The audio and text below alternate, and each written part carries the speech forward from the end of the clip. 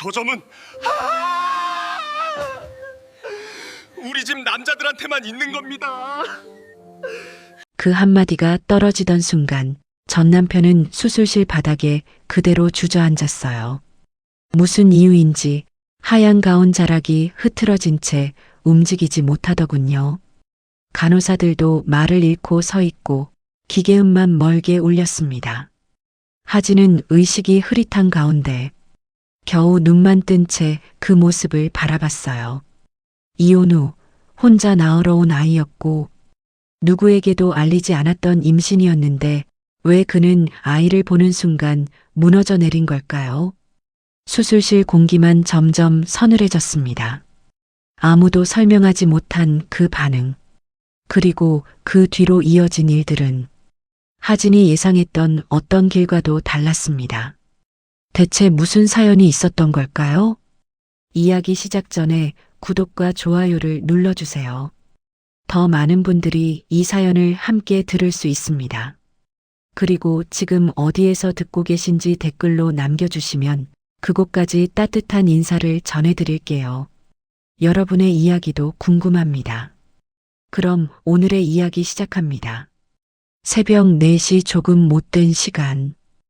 김하진의 모니터 위 시계가 숫자 하나씩 힘겹게 넘어가고 있었어요. 네, 고객님.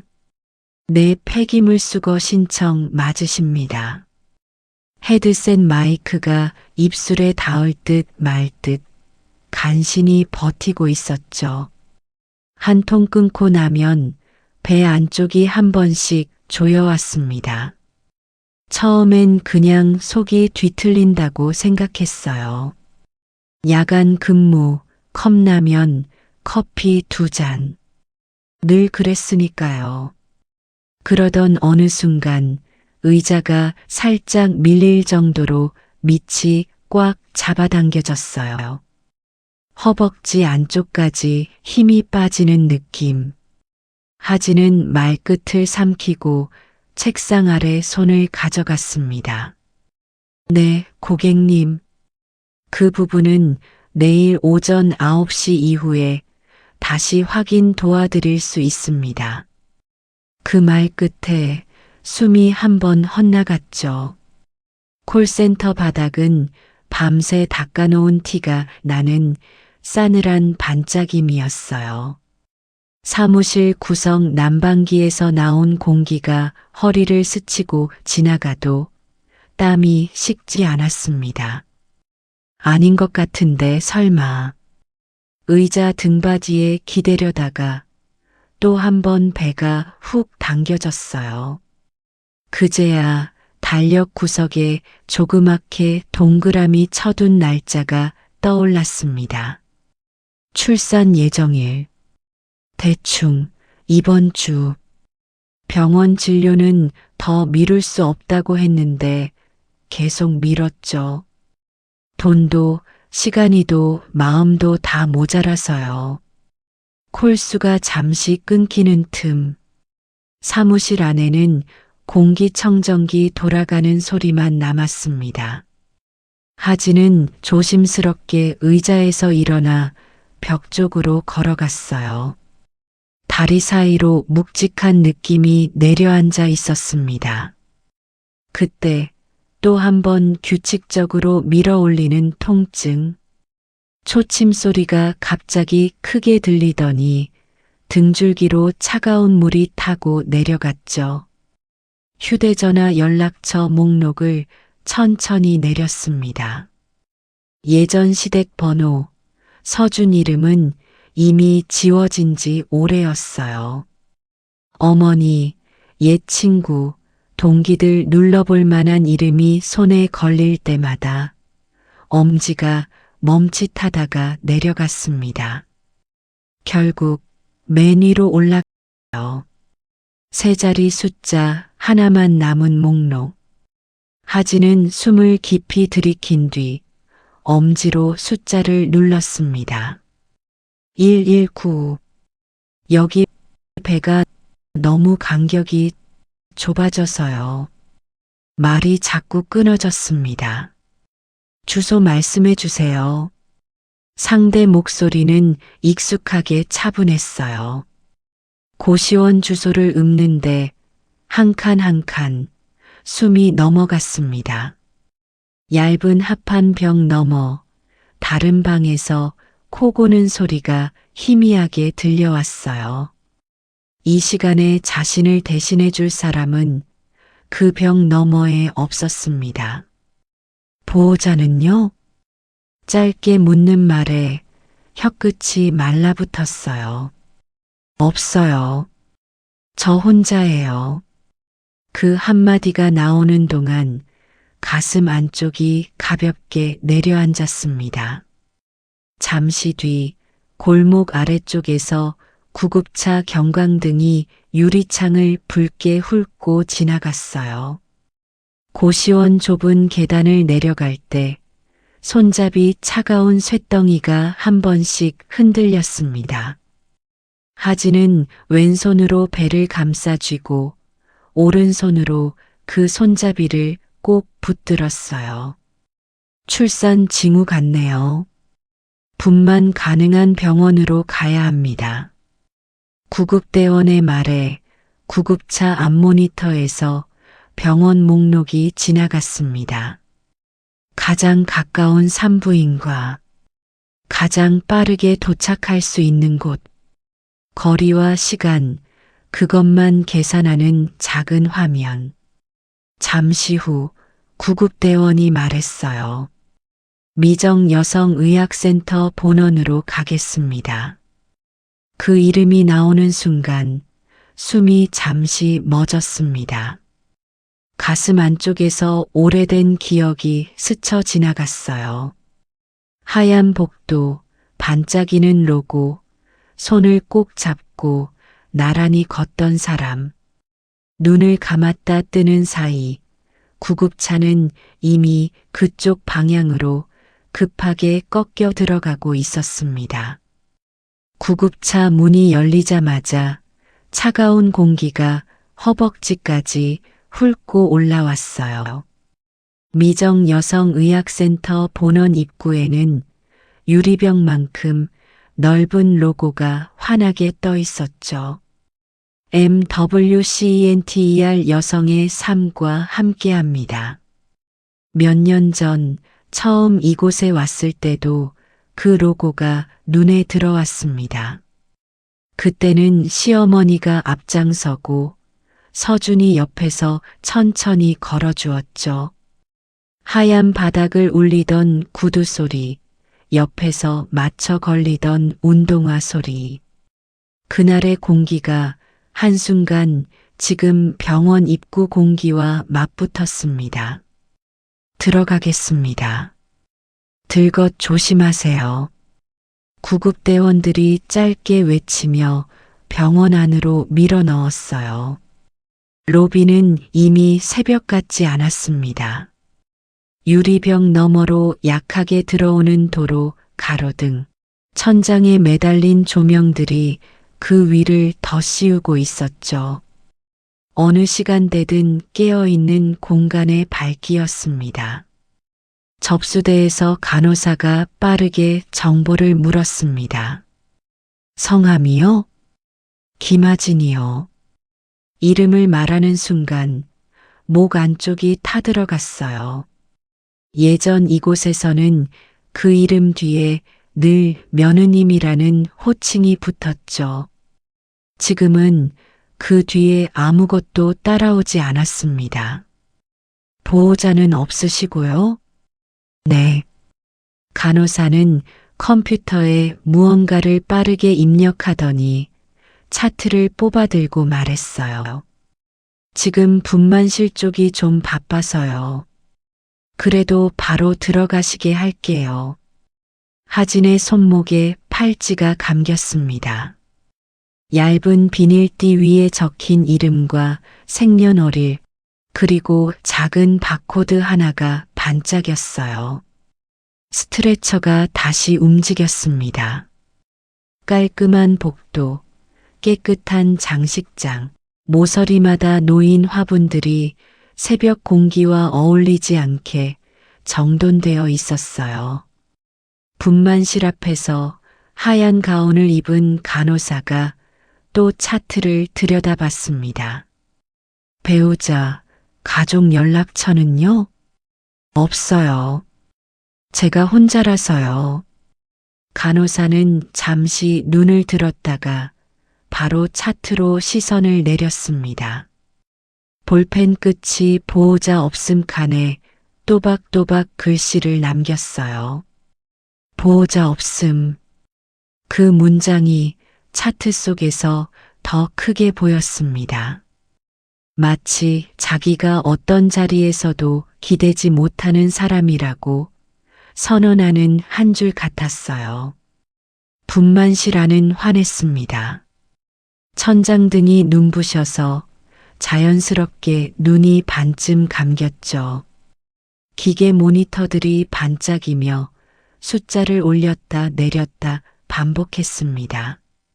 속에서 또 한 번 큰 파도가 밀려올 때마다 손가락이 침대 시트를 움켜쥐었어요. 누가 손을 잡아주는 사람은 없었습니다. 머리맡에는 차트와 기계들만 늘어섰죠.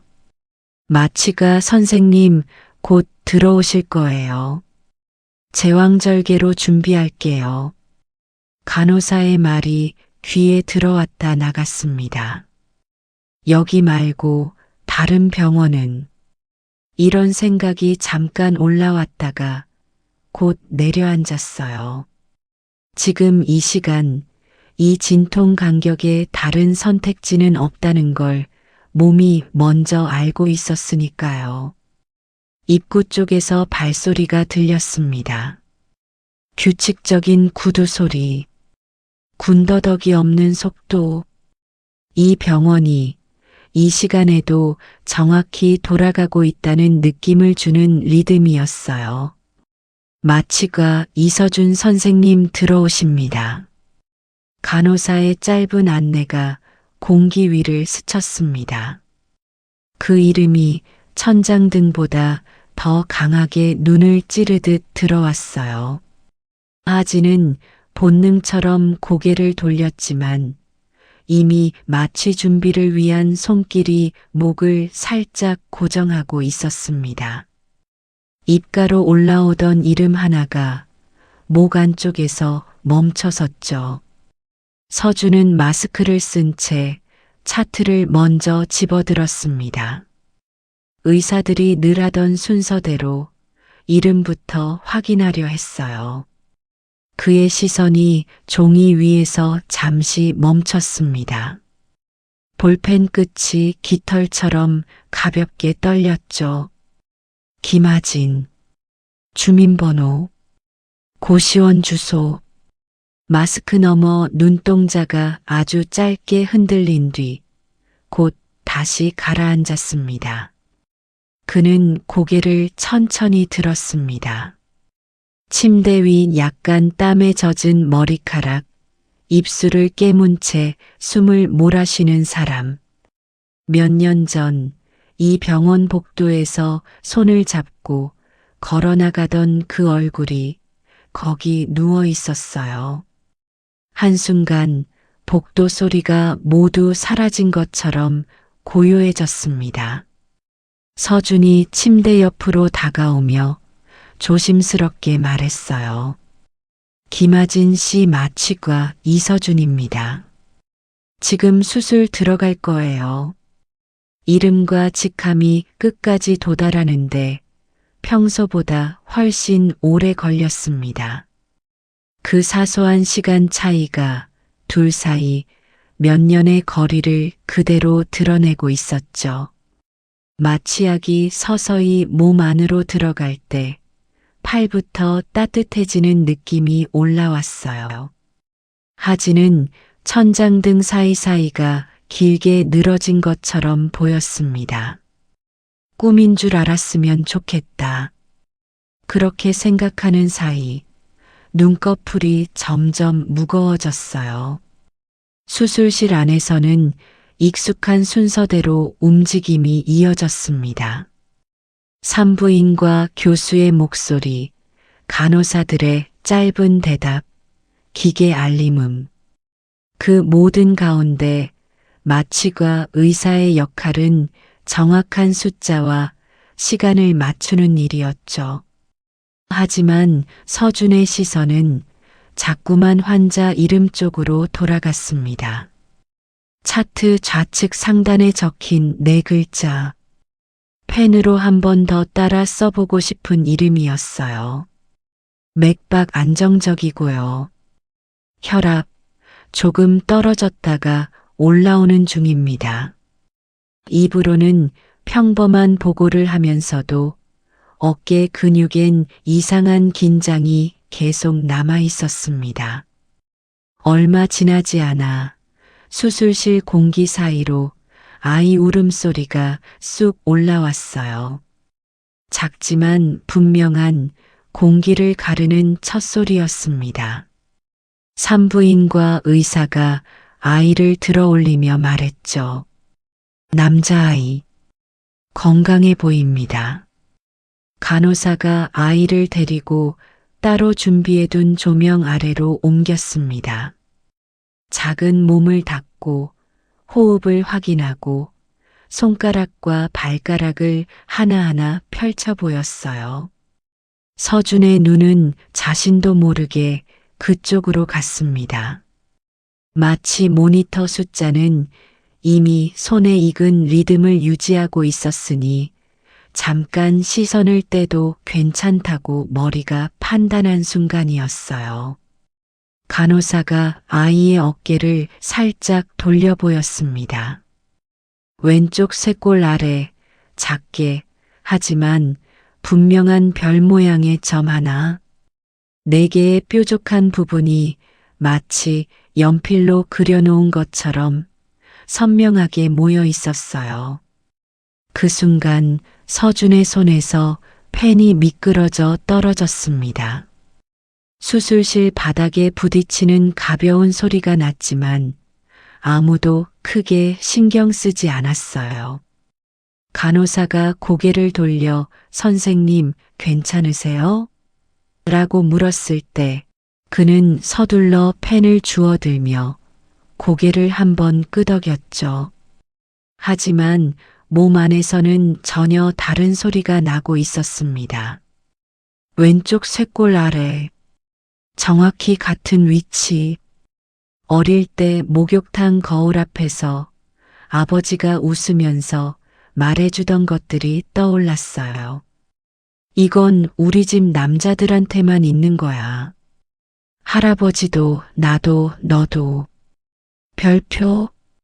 그때 아버지가 손가락으로 점을 눌러주며 웃던 얼굴이 수술실 조명과 겹쳐졌습니다. 그리고 몇 년 전 병실 침대에 누워있던 자신의 몸. 교통사고 이후 검사실을 오가던 시간들. 마지막에 들었던 말. 정자수가 거의 없습니다. 자연 임신은 사실상 어렵다고 보셔야 합니다. 그날 이후 이 집안에서 흐르던 공기가 완전히 바뀌었죠. 어머니의 시선, 본인의 침묵, 하진의 입술에 머물다 사라지던 질문들. 수술실 안 공기가 잠시 멈춘 듯 느껴졌습니다. 서준은 다시 모니터를 바라봤습니다. 숫자는 평소와 다름없이 움직이고 있었어요. 아닐 수도 있다. 우연일 수 있다. 머리로는 그렇게 정리하려 했지만 눈앞의 별 모양은 쉽게 사라지지 않았습니다.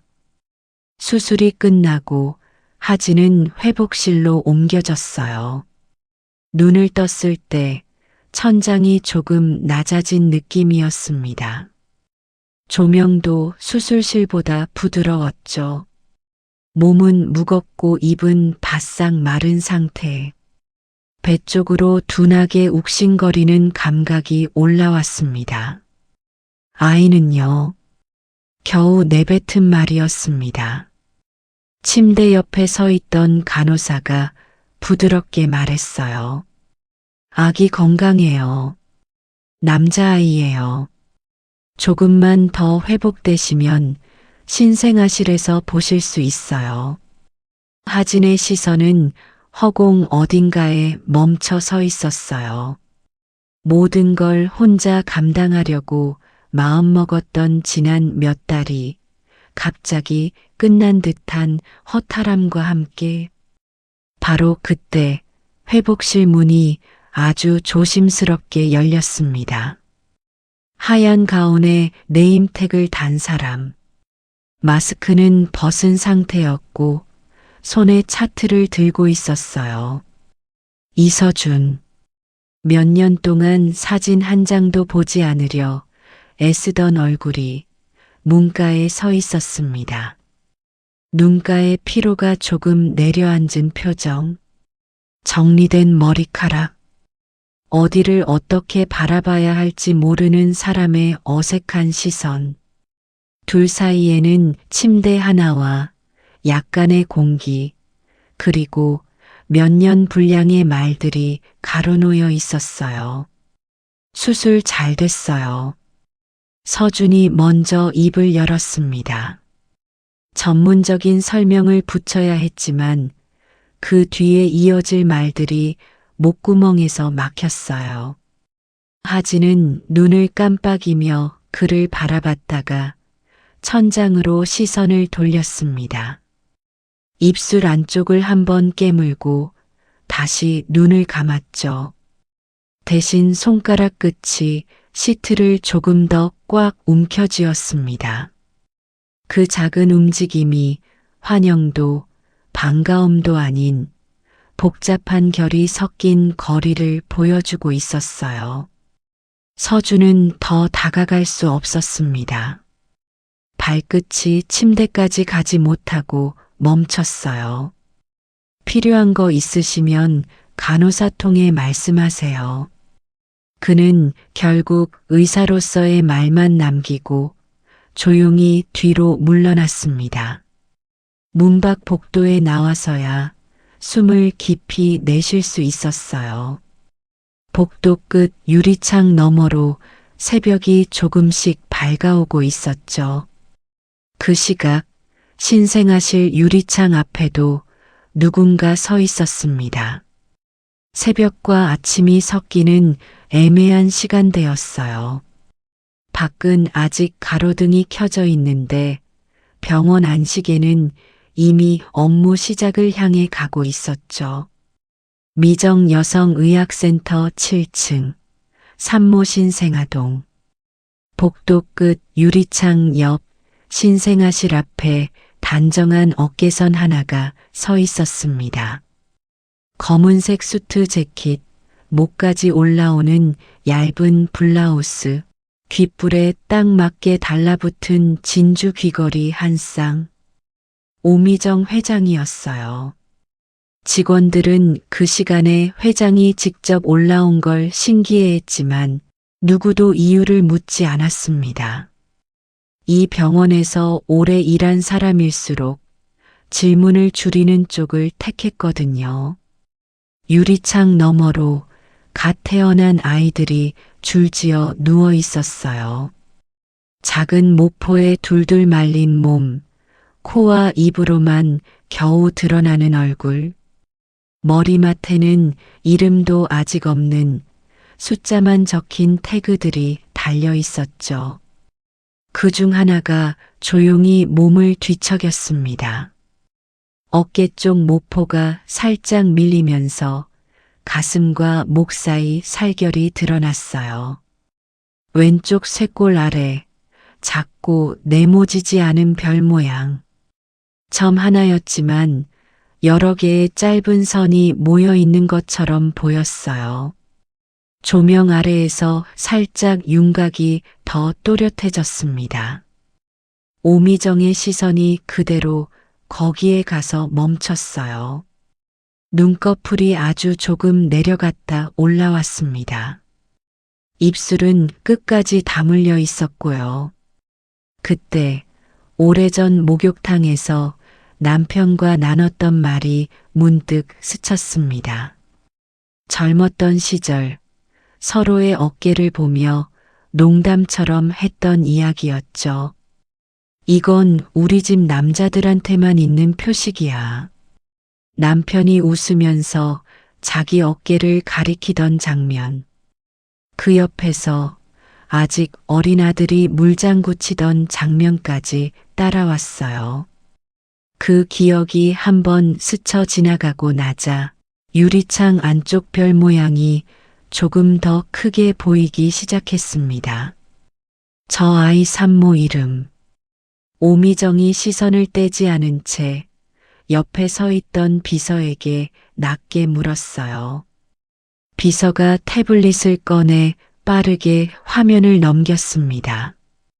김아진 씨입니다. 33, 주소는 고시원으로 되어 있고요. 보호자는 등록되어 있지 않습니다. 혼인관계 증명서에 이혼 기록 있으시고요. 직업은 현재는 콜센터 야간 계약직으로 되어 있고 어머니 요양병원 비용 연체가 조금 신용등급도 많이 내려가 있습니다. 숫자와 단어들이 짧게 나열됐지만 오미정은 별 모양에서 시선을 떼지 않은 채 들었어요. 커피 컵을 들고 있던 손가락이 아주 조금 힘을 줬다가 다시 천천히 이완되는 정도의 변화만 보였습니다. 전산실장 올라오라고 해요. 그녀가 말했습니다. 잠시 뒤 회색 조끼 차림의 전산실장이 숨을 고르며 복도에 나타났어요. 회장님 부르셨습니까? 응. 오미정은 유리창에서 비로소 시선을 떼고 전산실장을 바라봤어요. 이 산모 기록 좀 정리해요. 상담 기록, 생활 환경, 정서 상태, 정신과 협진 필요한지 여부까지 한눈에 볼 수 있게 지금 당장 정리해서 올리겠습니다. 그리고 그녀는 잠시 말을 끊고 신생아실 쪽을 다시 한번 돌아보았습니다. 산후의 정서 불안이 심한 산모라면 아이를 혼자 키우는 건 위험할 수 있다는 의견. 의무 기록에 반영할 수 있는지 검토해 보세요. 말투는 친근한 조언처럼 들렸지만 의무 기록과 반영이라는 단어가 전산실장 귀에는 또렷하게 박혔어요. 예, 회장님. 정신과랑 상의해서 기록하겠습니다. 정신과 과장에게도 연락해요. 산후우울 평가 겸해서 김아진 씨 상태 한번 보라고. 말은 부드럽게 도와드리고 싶다는 쪽으로 오미정이 그 말을 덧붙이며 손목에 찬 시계를 한번 확인했습니다. 늘 시간에 맞춰 움직이는 사람의 습관이었죠. 예, 그렇게 전달하겠습니다. 전산실장이 물러난 뒤 이번엔 홍보팀장이 복도로 불려 올라왔어요. 서류철을 끌어안고 계단을 뛰어 올라온 사람이었죠. 이번 분기 홍보 방향 이야기 나눴던 거 기억하지요? 오미정이 단도직입적으로 물었어요.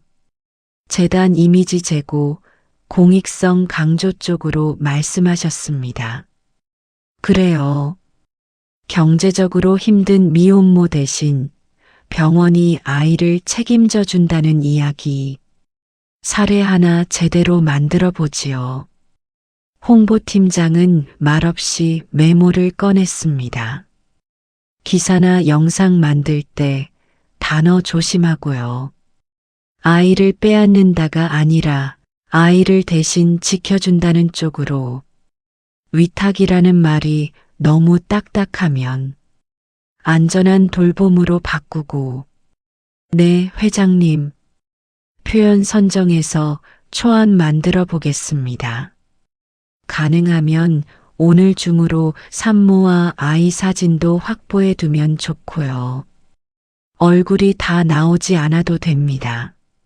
손을 잡고 있는 모습이라든지 병원 간판이 함께 보이는 구도면 충분해요. 홍보팀장이 고개를 끄덕였습니다. 노트 위에 손잡은 사진, 간판 함께라는 메모가 빠르게 적혔어요. 그 사이 신생아실 안에서는 간호사가 아이를 다시 정리하고 있었습니다. 별 모양점 위로 모포를 조심스럽게 덮으면서 말했어요. 얘는 표식이 있네. 별 같다. 옆 간호사가 힐끗 보고 웃었습니다. 우리 집에도 저런 거 있었으면 좋겠어요. 뭔가 특별해 보이잖아요. 대수롭지 않게 오간 한마디들이 유리창 밖에서 누군가의 가슴을 묵직하게 눌러내리고 있는 줄은 몰랐습니다. 같은 시각 몇 층 아래 회의실. 전산 실장이 노트북 화면을 회의실 모니터에 연결하고 있었어요. 작은 자리였지만 회장 지시가 내려온 뒤라 긴장이 돌고 있었습니다. 산모 김아진 씨 기본 정보입니다.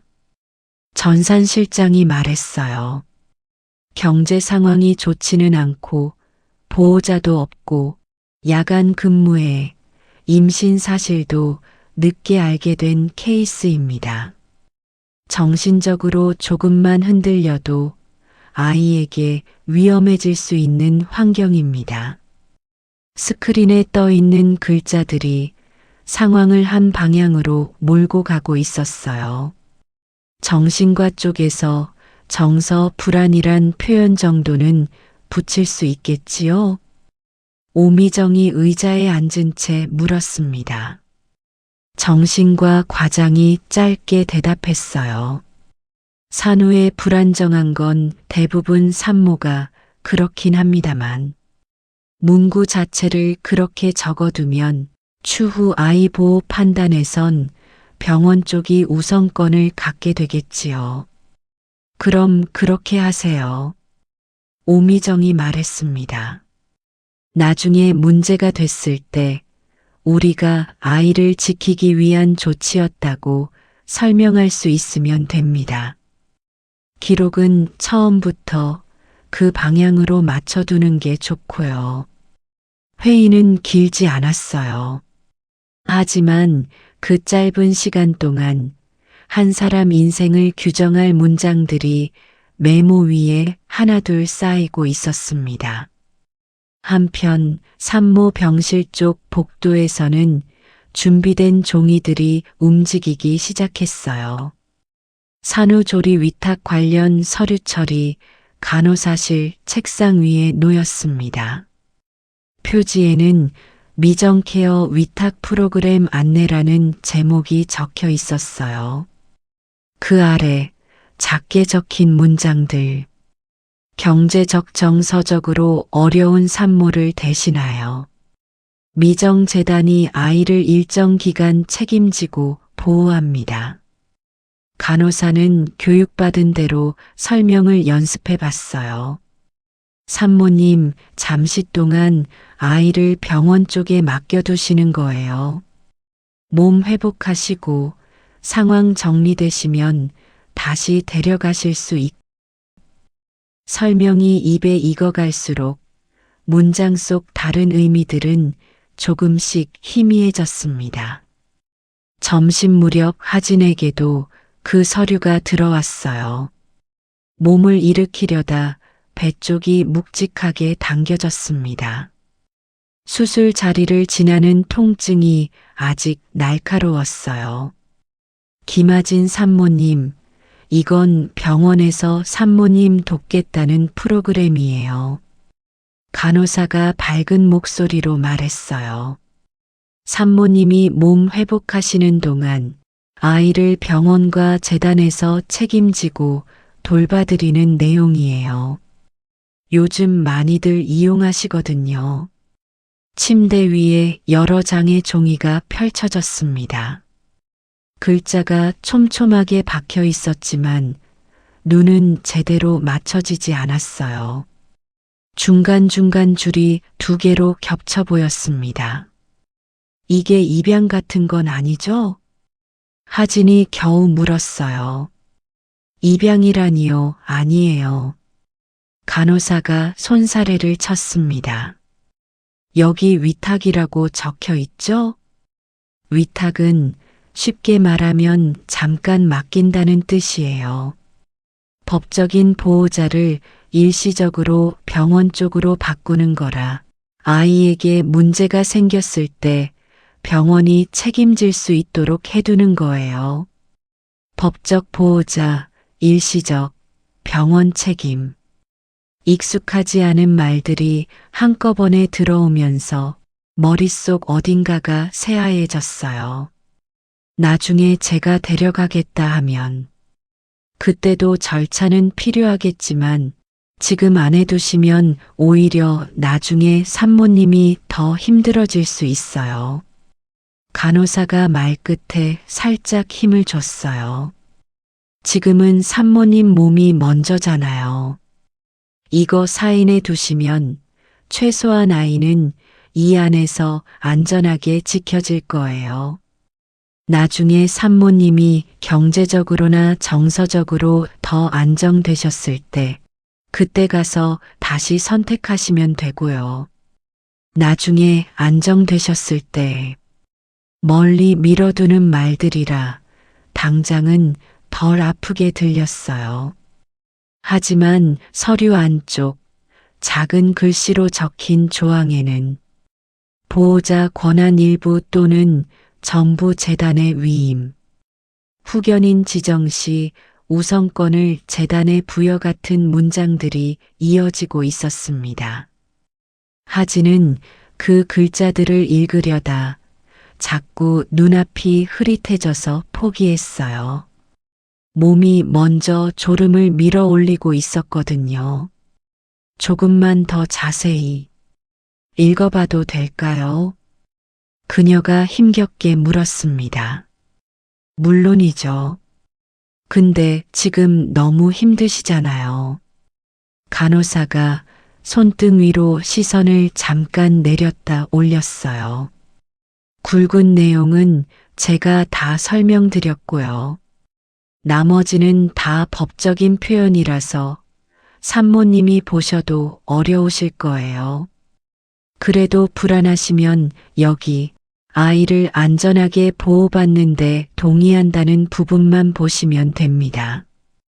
간호사는 볼펜을 들고 서명 칸 근처를 가볍게 톡톡 건드렸어요. 손길이 서두르지는 않았지만 멈추지도 않았습니다. 하진은 잠깐 고개를 떨궜어요. 머리카락 몇 가닥이 이마 앞으로 떨어졌습니다. 지금 아니면 어떻게 하지? 고시원방, 밀린 카드가, 요양병원 통장 잔액이 한꺼번에 떠올랐어요. 그 사이에 아이 얼굴은 아직 한 번도 제대로 끼어들지 못한 상태였죠. 이걸 안 하면 아이가 불리해질 수 있다고 했죠? 네. 문서상으로 보호자가 명확하지 않으면 나중에 아이가 병원 밖으로 나갈 때 더 까다로워져요. 산모님이 지금처럼 힘든 상황이 계속되면 오히려 공적기관에서 하는 경우도 생길 수 있고요. 공적기관. 들어본 적은 있지만 직접 겪어본 적 없는 단어. 하진은 결국 펜을 들었습니다. 손가락이 조금 떨렸지만 간호사가 종이를 받쳐주고 있었어요. 김하진. 서명칸에 이름이 올라가는 순간 가슴 안쪽에서 무언가 툭 떨어지는 느낌이 났어요. 사인을 끝내고 펜을 내려놓자 손이 허공을 한 번 더 더듬거리다가 이불 위에 힘없이 떨어졌습니다. 간호사는 서류를 재빨리 챙겨 안았습니다. 잘하셨어요. 이제 아이는 저희가 잘 지킬게요. 산모님은 푹 쉬세요. 문이 닫히고 나서야 방 안이 금세 조용해졌어요. 자연광 대신 형광등 빛이 방 안을 채우고 있었죠. 천장을 바라보던 하진 눈가에 작은 주름이 잡혔습니다. 눈동자가 한번 떨리더니 이내 감겼어요. 피로와 마취 잔여 기운이 한꺼번에 몸을 덮은 탓이었죠. 복도 쪽에서는 간호사가 서류를 건네주는 장면이 이어지고 있었어요. 회장님, 김아진 산모 위탁 동의서입니다. 서명 다 받았습니다. 전산 실장은 그 서류를 받아 노트북 옆에 내려놓았습니다. 화면 한쪽에는 이미 새로운 기록 항목이 떠 있었어요. 산후 정서 불안, 현실 판단 취약 가능성, 정신과 협진 권유, 위탁 프로그램 동의. 전산 실장은 잠시 손을 멈췄다가 키보드를 다시 눌렀어요. 저장 버튼이 화면 오른쪽 아래에서 작게 빛났습니다. 그 순간 병원 시스템 안 어딘가에서 작은 소리가 났어요. 문서 한 장, 기록 몇 줄, 로그 한 줄이 더해졌을 뿐이었지만 그 조용한 움직임이 곧 이 병원 전체 공기를 다른 쪽으로 돌려놓게 될 거라는 걸 아직은 아무도 끝까지 상상하진 못하고 있었습니다. 아침 햇빛이 병원 로비 유리벽을 얇게 스쳤어요. 그 빛 위로 새로운 포스터 한 장이 붙어 있었죠.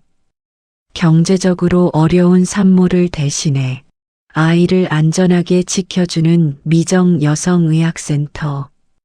사진 속 간호사는 아기를 조심스럽게 안고 있었고 배경에는 병원 간판이 흐릿하게 들어가 있었어요. 하진이라는 이름은 없었지만 포스터 문구와 상황을 아는 직원들은 모두 누구 이야기인지 알고 있었어요. 특히 그 아래 작게 적힌 한 줄이 문제였죠. 산모가 스스로 돌봄 위탁을 선택한 사례. 문구 전체가 부드러운 듯 보였지만 사정을 아는 사람에게만 보이는 날카로운 단어들이 숨어 있었어요. 스스로와 선택. 같은 시각, 병실 복도에서는 작은 수군거림이 오갔습니다. 그 산모 있잖아요. 아이 맡긴다는. 방금 포스터 봤어요? 그거 그 산모 맞죠? 사정이 있겠지만 요즘 참 무책임한 사람이 많대. 하진은 복도 끝에서 그 말들을 흘려들었습니다.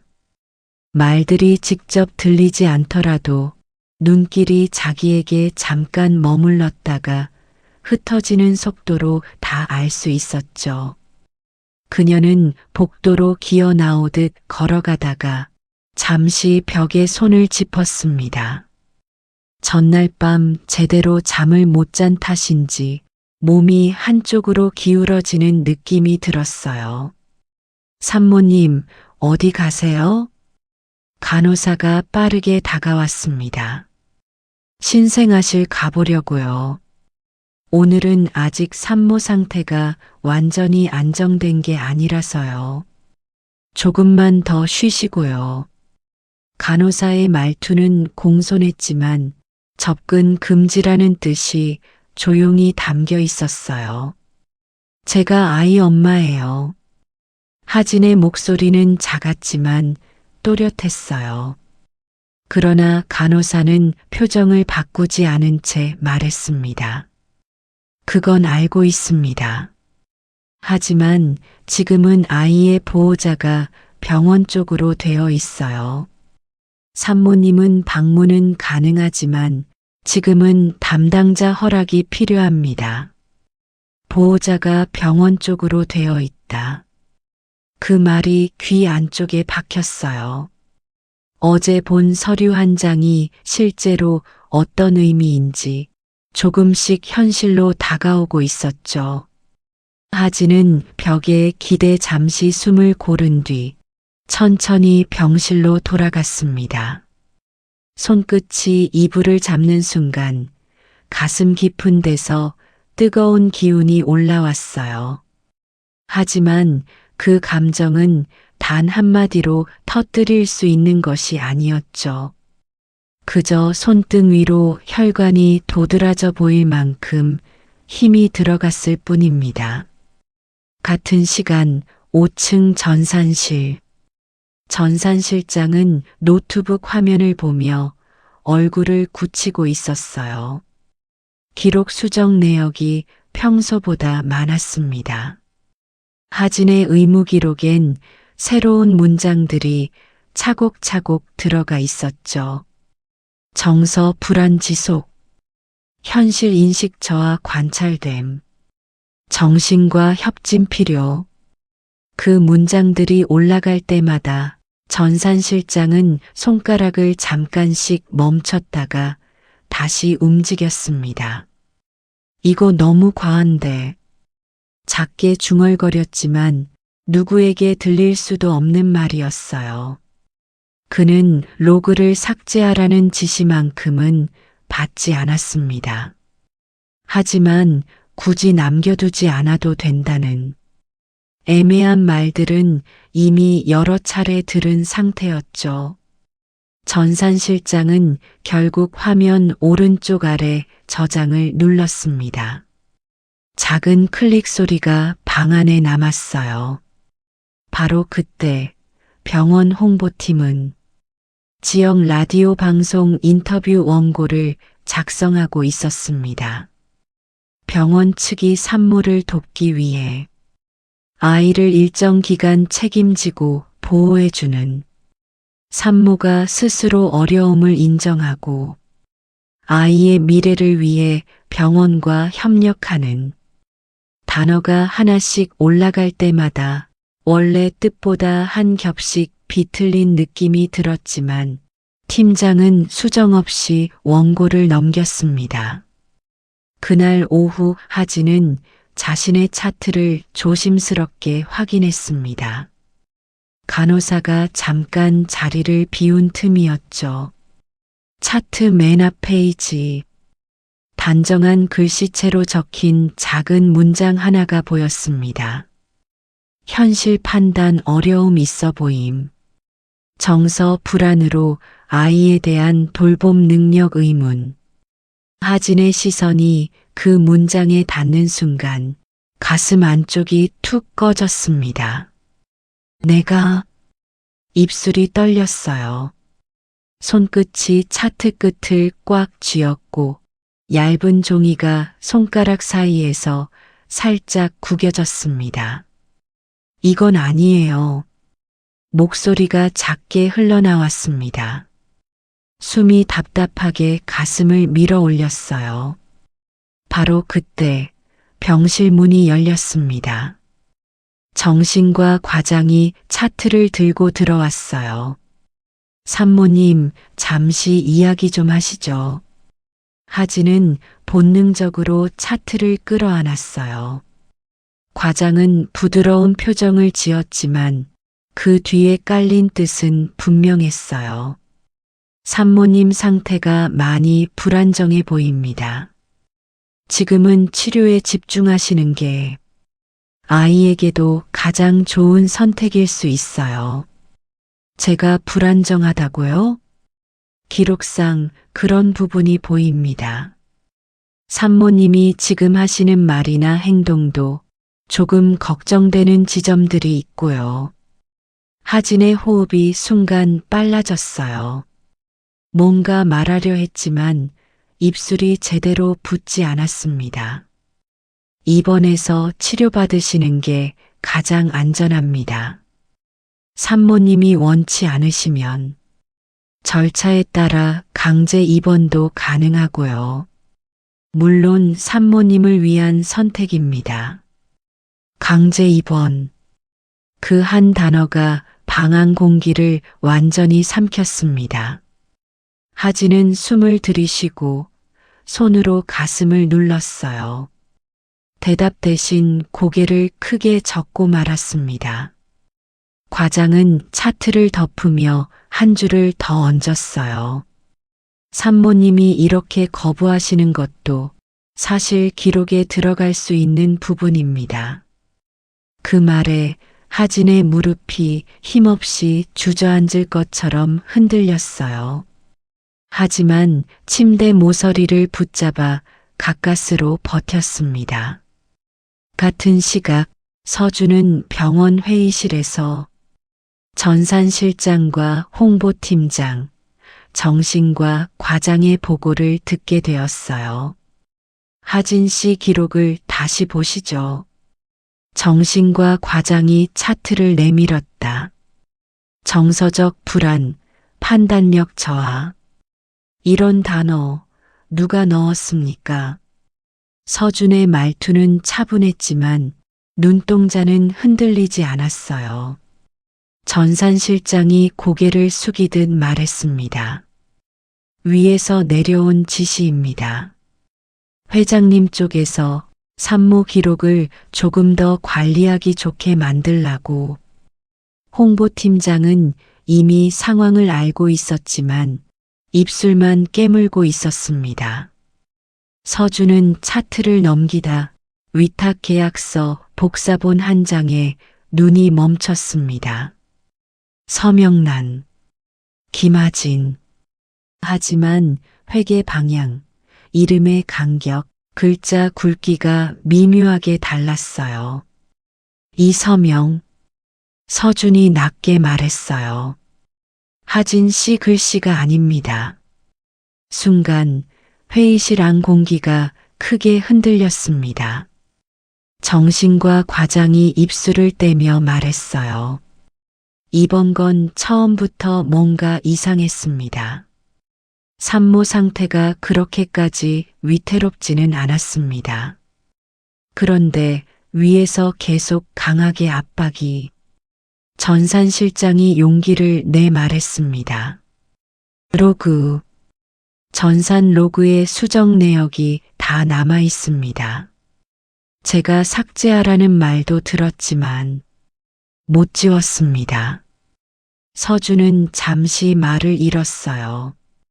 그때 복도 위 스피커에서 조용한 라디오 인터뷰가 흘러나왔습니다. 산모분이 스스로 아이를 위탁하기로 결정하여 저희 병원이 사랑으로 돌보고 있습니다. 서준은 그 말이 끝나기도 전에 복도를 빠르게 걸어 나갔습니다. 백색 조명을 가르는 그의 그림자가 길게 흔들렸어요. 그의 입술 사이로 한 문장이 아주 낮게 새어나왔습니다. 이건 누가 봐도 조작이야. 그리고 그 조작의 무게는 곧 하진과 아이 그리고 서준 자신까지 모두 삼켜버릴 만큼 크게 밀려오고 있었습니다. 밤이 깊어가는 시간, 미정여성의학센터 상담실 불빛만 흐릿하게 살아있었어요. 바깥 복도는 청소 끝난 바닥이 차갑게 반짝였고 스피커에서는 번호표 알림음만 간헐적으로 울렸죠. 서준은 상담실 앞에서 한참을 서 있다가 문 손잡이에 손끝을 대고 천천히 문을 밀었습니다. 안쪽에는 교수와 간호사가 정리 중인 검사 자료들이 놓여 있었어요. 교수님, 제 옛 검사 결과 다시 봐야겠습니다. 그의 목소리는 낮았지만 그 안에 넘치지 않도록 눌러둔 무언가가 선명했어요. 교수가 서류를 뒤적이며 고개를 갸웃했습니다. 여기 전산 기록에는 경과 관찰 필요라고 되어 있는데 내가 갖고 있는 진단서엔 사실상 불임이라고 적혀 있다고? 네. 제가 들은 말도 그랬습니다. 내가 그렇게 쓴 기억은 없네. 교수는 펜을 내려놓으며 말했어요. 확정이라는 표현 함부로 안 씁니다. 특히 젊은 사람에겐 더더욱. 서준은 한 박자 늦게 숨을 들이켰어요. 갑자기 등이 휘청 흔들릴 만큼 수년간 굳어있던 문장이 무너지고 있었죠. 교수는 전산 기록과 서류를 번갈아 보다가 결국 선명하게 말했습니다. 누가 중간에 손을 댄 것으로 보이네. 문장 자체가 바뀌었어. 서준은 아무 말도 하지 못했습니다. 머릿속에서 병실 복도 끝에 서 있던 어머니 얼굴이 스쳐 지나갔어요. 하진이 울먹이며 제 말 좀 믿어주세요라고 말하던 그날의 공기까지 따라왔고요. 오래전 이혼 서류 위에 자기 도장을 찍던 손가락의 떨림도 다시 떠올랐습니다. 그땐 왜 당신 얼굴을 제대로 보지 않았을까? 한참 뒤에야 서준은 조용히 대답했습니다. 확인해 주셔서 감사합니다. 그는 상담실을 나와 복도를 빠르게 걸었습니다. 발소리와 함께 조심스럽게 누르고 있던 감정들이 흔들렸어요.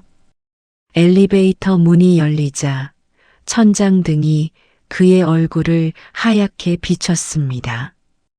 그는 신생아실로 향했습니다. 유리창 너머 작은 침대 위 아이가 자고 있었어요. 별 모양 점이 살짝 모포 밖으로 보였죠. 그 순간 서준은 전체 몸이 굳어버린 듯 멈췄습니다. 저 아이는 누구도 아닌 우리 아이였다. 그는 조심스럽게 손바닥을 유리창에 얹어 놓았습니다. 마치 그 작은 몸이 손끝에서 닿을 듯한 거리였죠. 그리고 아주 낮은 숨이 새어나왔습니다. 아버지가 그동안 뭘 하고 있었던 거지? 그 말이 끝났을 때 유리창에 비친 그의 눈가가 처음으로 흔들렸어요. 밤 11시 산모 병실. 하진은 의자에 앉아 창문을 바라보고 있었어요. 밖에서는 구급차가 지나가는 소리가 멀리서 들렸고 방 안은 조용했습니다. 문이 아주 조심스럽게 열렸습니다. 서준이 들어왔어요. 손에 서류 몇 장을 쥐고 있었지만 얼굴은 그보다 더 많은 것들을 들고 온 사람 같았습니다. 하진은 그를 보자마자 어깨가 살짝 굳었습니다. 그는 침대에서 2걸음 떨어진 자리에 멈췄어요.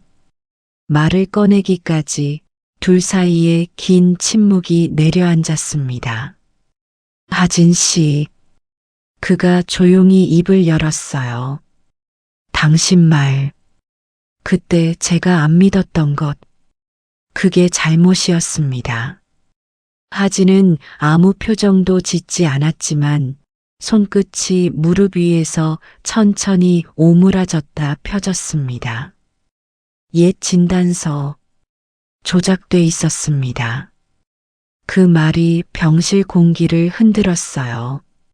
하진의 머리가 천천히 그쪽으로 돌아갔습니다. 눈동자가 아주 가늘게 흔들렸죠. 제가 당신에게 했던 말들이 하나도 증거가 되지 않는 것처럼 느껴졌던 거 기억합니다. 서준은 숨을 한번 삼켰습니다. 그날 당신이 한 번만 믿어달라고 했던 거 제가 듣지 않았습니다. 하진의 입술이 아주 조금 내려갔어요. 눈이 젖지는 않았지만 호흡이 얇게 흔들렸습니다. 왜 지금 그걸 말하는 건데요?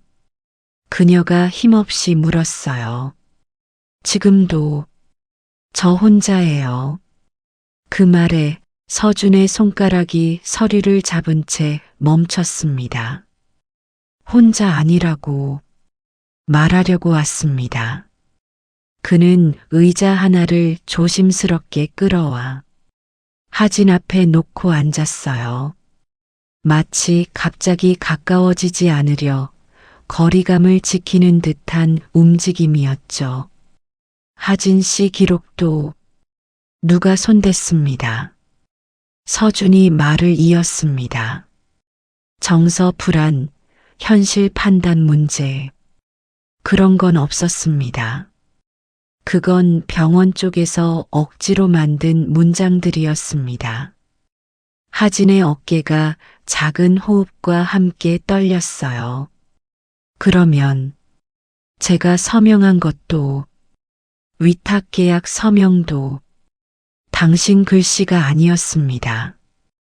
그 말이 끝나는 순간 하진의 가슴이 크게 한번 무너졌어요. 소리는 없었지만 두 손이 무릎 위에서 잠시 흔들렸습니다.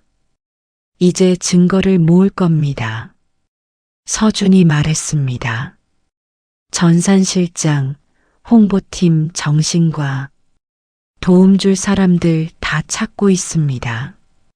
로그도 원본 기록도 다 나올 거예요. 그 말들이 쌓일 때 하진은 얼굴을 가볍게 감싸 쥐었어요. 손가락 사이로 미세한 숨결이 떨렸습니다. 왜 이제 와서? 그녀가 웅얼거리듯 말했습니다. 왜 그때는 안 잡았어요? 서준은 대답하지 못했습니다. 대신 고개를 아주 천천히 숙였습니다. 그게 제 죄입니다.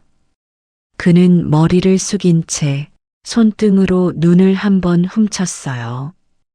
울거나 흐느끼지 않았지만 오랜 시간 억눌러온 사람 특유의 조용한 떨림이 있었습니다. 한참 뒤 하진이 아주 작게 말했어요. 아이를 보여줄 수 있나요? 서준은 바로 고개를 들었습니다.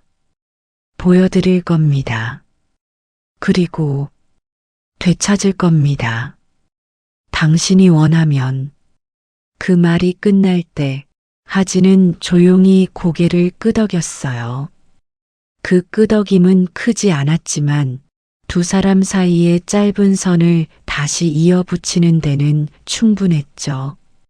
며칠 뒤 변호사 사무실, 책상 위에 모여든 자료들, 전산 로그, 녹취록, 정신과 과장의 진술서, 홍보팀장의 기사 수정 기록. 변호사가 말했습니다. 이 정도 증거면 법적인 절차 바로 들어가겠습니다. 친생자 관계 확인, 위탁 무효, 문서 위조, 업무방해 모두 다요. 서준은 한 손으로 스마트폰을 쥐고 있었어요. 배경화면엔 아이가 아닌 하진 병실 앞에서 찍은 흐린 복도 사진이 있었습니다. 그는 그 사진을 손가락으로 한번 쓸고 난 뒤 말했습니다. 끝까지 갑니다. 재판날. 법정은 의자 하나하나에서 먼 냄새가 났어요. 나무 판넬이 차갑게 빛났고 창 쪽에서는 오후 햇빛이 좁은 금속 난간 위에 찔끔 걸려 있었죠. 하진은 두 손을 단단히 맞잡고 앉아 있었습니다. 옆에는 서준이 조심스럽게 거리를 맞춘 채 앉아 있었죠. 진술이 이어졌습니다. 전산 로그, 수정 기록, 담당자들의 증언, 홍보팀장의 메일, 그리고 마지막으로 친자 검사 결과가 스크린에 떴습니다. 막대 그래프들이 선명했고 의학적으로는 설명 자체가 필요 없을 정도였어요. 변호사가 짧게 설명했습니다. 쉽게 말씀드리면 아이는 두 분의 친아이가 맞습니다. 하진의 눈동자가 그 말을 따라갔어요. 입술이 떨렸지만 울지 않았습니다. 대신 양손이 천천히 서로를 더 세게 잡았습니다. 서준은 옆에서 그 손을 한번 바라봤어요. 그러고는 아주 천천히 자신의 손을 그 위에 겹쳐 놓았습니다. 그것만으로 충분했습니다. 아무 말도 필요 없는 장면이었죠. 재판장의 목소리가 울렸습니다. 위탁계약은 무효로 판단합니다. 산모의 의사에 기반하지 않은 서명이며 기록 또한 조작된 정황이 있습니다. 한 문장 한 문장이 법정 안 공기를 조용히 흔들었어요. 친생자 관계 인정. 친권은 원고에게. 병원 및 재단 관계자는 문서 위조 및 전산 기록 조작 혐의로 수사 의뢰합니다. 그 순간 하진의 입술 사이로 아주 짧은 숨이 새어나왔어요. 가슴이 쿵 내려앉는 듯한 단 한 줄의 감정 폭발. 서준은 그녀 옆에서 눈을 감았다가 뜨며 말없이 숨을 고르기만 했습니다. 그 작은 들숨과 날숨 안에 이제야 제자리를 찾는 관계의 무게가 담겨 있었어요. 두 사람은 천천히 일어났습니다. 하진의 어깨가 흔들렸고 서준은 그 어깨에 손을 올리려다 잠시 멈추고 대신 발걸음만 조금 더 가까이 맞췄습니다. 아기는 신생아실에서 조용히 잠들어 있었어요. 문 앞에서 그 모습을 바라보는 둘 사이 거리는 수술실에서 처음 마주쳤던 그날과는 전혀 다른 간격으로 줄어들어 있었죠. 그리고 이제 그 간격은 둘이 함께 넘어서야 할 길이 되었습니다. 재판이 끝난 날부터 미정여성의학센터 안공기는 눈에 띄게 달라졌어요. 복도에서 스치는 직원들의 발걸음도 서류철을 넘기는 소리도 조금씩 어딘가 달라진 결로 들렸죠. 바람이 방향을 틀 때처럼 눈에 보이지 않는 움직임들이 천천히 자리 바꾸고 있었어요. 오미정 회장은 임원회의에 참석하지 않았습니다. 그 빈자리는 단단하게 닫힌 회장실 문과 함께 층 전체 분위기를 조금 무겁게 만들었어요. 며칠 뒤 재단 공지문이 병원 곳곳에 붙었습니다. 미정여성의학센터 회장 오미정, 전산 조작 및 문서 위조 관련 수사 협조를 위해 모든 직책에서 물러납니다. 공지문 아래 회색 테이프가 가지런히 붙어 있었죠. 직원들은 말없이 고개를 끄덕이거나 입술만 굳게 다문 채 걸음을 옮겼습니다. 누구도 크게 말하지 않았지만 그 공지 하나가 병원 공기 전체를 바꾸고 있었어요. 조금 뒤에는 새로운 안내판이 로비 입구에 세워졌습니다. 한부모 미혼모 무료 상담 데스크. 서류 읽어드리고 불필요한 동의 절차는 안내해드립니다. 하얀 배경에 푸른 글씨였고 글씨체는 조용했습니다. 하지만 그 조용함이 더 큰 신뢰처럼 느껴졌어요. 하진은 며칠 뒤 그곳을 지나가다 데스크 앞에서 서성이는 젊은 산모 한 명을 보았습니다. 손에 병원 서류를 몇 장 들고 있었는데 종이 끝이 자꾸 바스락거리며 흔들렸죠. 혹시 이거 어디에 사인해야 하는지 잘 모르겠어서요. 산모는 직원에게 말을 걸다 말고 눈치 보는 듯 고개를 숙였습니다. 하진은 잠시 걸음을 멈췄다가 직원과 눈이 마주치자 조용히 다가섰어요. 혹시 제가 조금 봐도 될까요? 산모는 놀란 듯 하진을 바라봤지만 조금 뒤 종이를 그녀에게 건넸습니다. 하진은 서류를 읽어 내려갔어요. 자신이 겪었던 조항들과 비슷한 단어들이 중간중간 보였죠. 위탁, 보호자 권한 일부, 임시 후견. 그녀는 종이를 조심히 내려놓고 말했습니다. 이 부분은 지금 꼭 사인하실 필요 없어요. 그리고 여기 병원에서 뒤에 책임을 돌릴 수 있는 문장이 있으니까 설명 더 들어보셔야 해요. 산모는 종이를 다시 꼭 쥐며 말했다. 아, 저 그냥 다 사인해야 하는 줄 알았어요. 하진은 고개를 가볍게 저었습니다. 손끝에 힘을 조금 넣은 채 말했어요. 아무도 대신 책임져 주지 않으면 서류 하나도 다 내가 떠안게 되더라고요. 그러니까 천천히 보시는 게 좋아요. 산모의 손등이 조금씩 풀어졌습니다. 하진은 마치 몇 달 전에 자신을 보는 듯한 느낌이 들어 숨을 한번 고르며 자리를 떠났어요. 그녀 뒤에서 직원 한 명이 작은 목소리로 말했습니다. 덕분에 오늘은 하나 막았네요. 하지만 하진은 돌아보지 않았어요. 그저 걸음만 조금 늦췄을 뿐이었죠. 전산실에서는 전산 실장이 조용히 로그 화면을 열어두고 있었어요. 이제는 애드민 계정으로 접근했던 흔적들을 스스로 다시 정리하고 있었죠. 얼마 전 법정에서 증언했던 그날부터 그는 더 이상 시킨 대로만 하는 사람이 아니었습니다.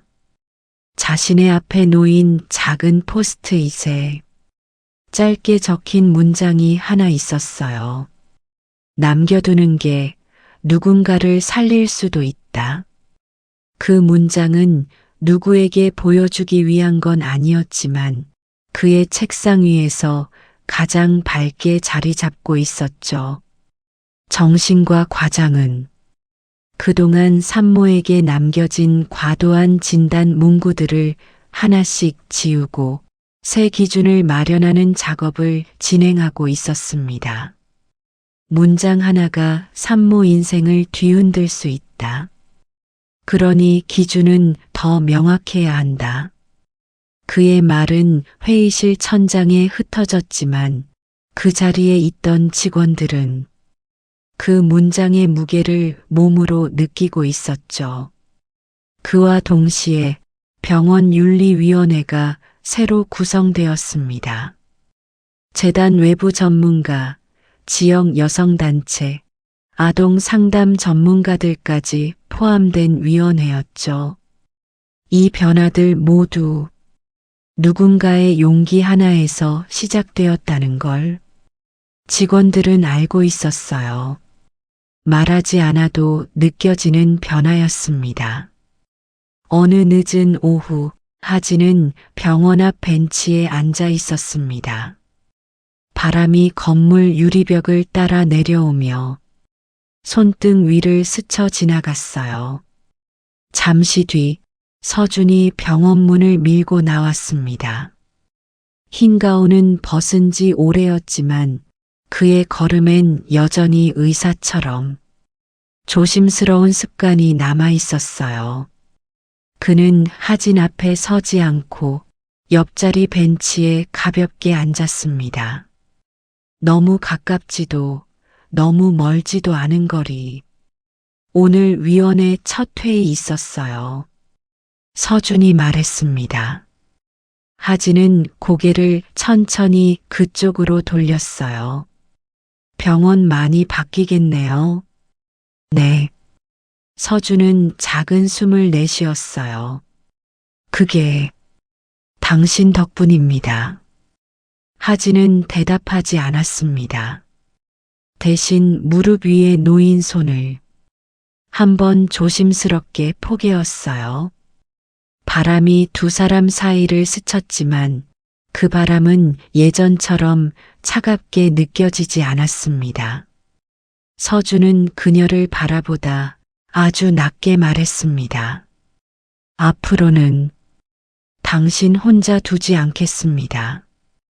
그 말은 선언도 약속도 아니었어요. 다만 그 순간 벤치 위 공간에 조용히 내려앉은 하나의 선택이었죠. 하진은 그 말을 듣고 고개를 숙이며 아주 작은 숨을 삼켰습니다. 감정 대신 손끝이 웅크렸다 펴지는 움직임 하나로 대답을 대신했습니다. 그날 밤 병원 복도 끝에서는 새로운 간판이 교체되고 있었습니다. 미정 여성의학센터, 공익이사 운영체계 도입, 산모아동 권리 보호 규정 신설. 조용한 변화였지만 그 글자들은 옛 복도 공기와 확실히 달랐어요. 한 층이 아니라 병원 전체의 무게가 옮겨가는 듯한 느낌이었죠. 그리고 그 변화의 중심에 하진과 아이 그리고 서준이 조용히 자리하고 있었습니다. 말로 크게 외칠 필요는 없었습니다. 그저 천천히 앞으로 나아가는 발걸음만 남겼어요. 그 발걸음 위로 새로 시작될 일상에 대한 작은 불빛이 조용히 따라붙고 있었죠. 이사한 집은 오래된 빌라 3층이었어요. 계단에 약한 먼지 냄새가 남아 있었고 문손잡이는 조금 헐거웠지만 방 안으로 들어서면 따뜻한 공기가 천천히 몸을 감싸는 곳이었습니다. 거실 한쪽에는 작은 식탁이 놓였고 그 위에는 아직 짐을 다 풀지 못해 접시 몇 개가 쌓여 있었어요. 창가에는 햇빛이 오후 방향으로 기울면서 커튼 틈 사이로 길게 들어왔습니다. 그 빛 아래서 아이가 천천히 손을 흔들며 누워 있었죠. 하진은 부엌에서 국을 데우고 있었습니다. 국물에서 살짝 김이 올라오자 그 냄새가 고시원 방에서 먹던 컵라면 냄새와 겹치는 순간이 잠깐 지나갔어요. 그때의 자신이 아주 멀게 느껴졌습니다. 한참 뒤에야 그녀는 국을 식탁 위에 내려놓았어요. 그릇이 나무판에 닿는 작고 둔한 소리가 방 안에 퍼졌습니다. 그 소리를 들은 서준이 아이를 조심스레 안아 거실로 걸어왔습니다. 그의 걸음은 예전 병원 복도에서 보이던 단정한 속도와 다르게 조금 느리고 조심스러웠어요. 아이가 팔을 허공으로 뻗을 때마다 그의 어깨가 아주 살짝 올라가는 것도 보였고요. 이제 계속 이 집에서 같이 사는 거죠? 하진이 식탁 옆 의자를 정리하며 낮게 물었습니다. 서준은 대답 대신 아이를 그녀 곁으로 살짝 넘겨 안겨주었어요. 하진 품에 들어온 아이는 입을 오물거리며 조용히 고개를 기울였죠. 당신이 편해지는 만큼 천천히 하죠. 서준이 말했습니다. 부드럽지도 과하게 따뜻하지도 않은 목소리.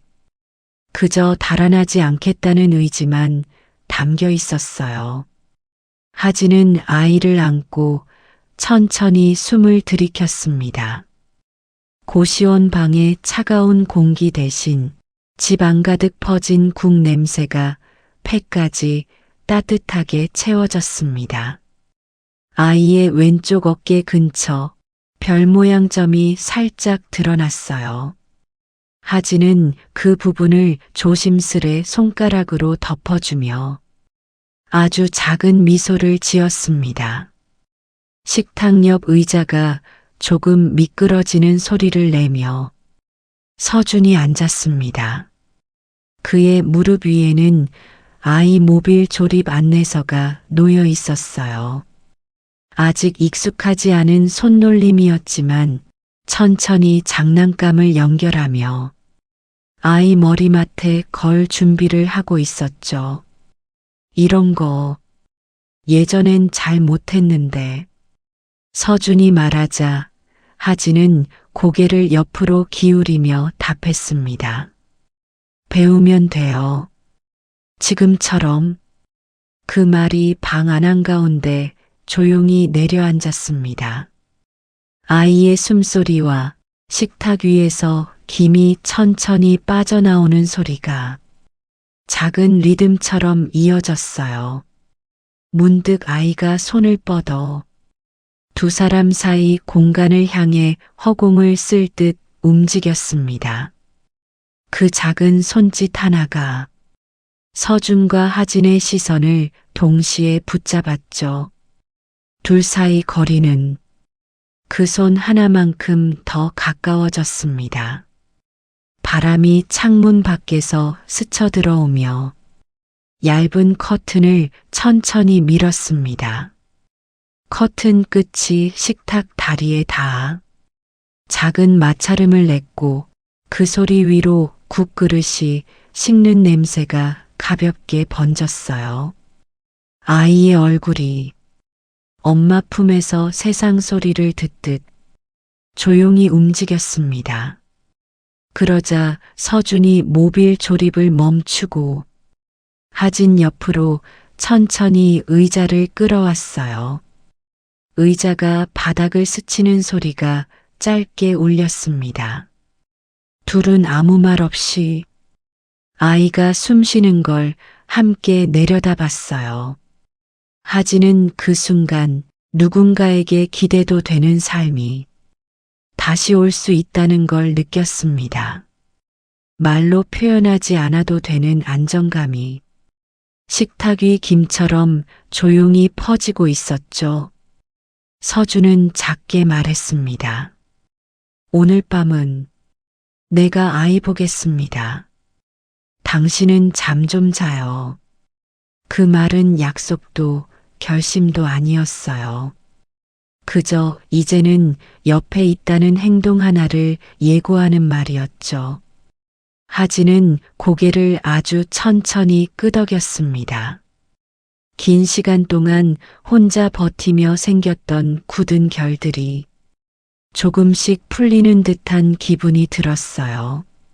식탁 위에서 숟가락 하나가 살짝 흔들리며 부딪히는 작은 소리가 났습니다. 그 소리 사이로 아이의 작은 숨과 두 사람이 내쉬는 고른 호흡이 함께 섞였죠. 그리고 그 방 안 풍경은 누가 설명하지 않아도 행복을 담고 있었습니다. 아무도 선언하지 않았지만 세 사람은 이미 가족이라는 자리에 조용히 나란히 앉아 있었어요.